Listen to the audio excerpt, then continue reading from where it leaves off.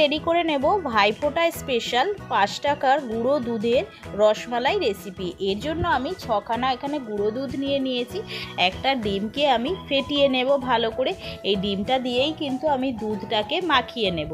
তো এই দুধটাকে ভালো করে আমি মাখিয়ে নিচ্ছি। মাখিয়ে নিয়ে আমি হাতটাকে ধুয়ে নিয়ে হাতের মধ্যে আমি একটু ঘি মাখিয়ে নিয়ে গোল গোল করে সবগুলোকে শেপ দিয়ে নেব। বন্ধুদের কাছে অনুরোধ রইল, আপনারা অতি অবশ্যই যদি ভিডিওটা ভালো লাগে একটি লাইক একটি সাবস্ক্রাইব করে আমার চ্যানেলটির পাশে থাকবেন।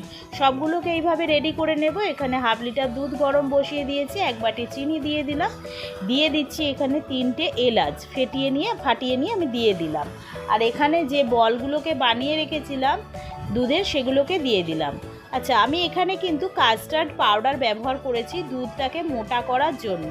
তো এর জন্য আমি এখানে ঠান্ডা দুধের মধ্যে 1 চামচ মতো কাস্টার্ড পাউডার গুলে নিয়ে এর মধ্যে দিয়ে দিলাম।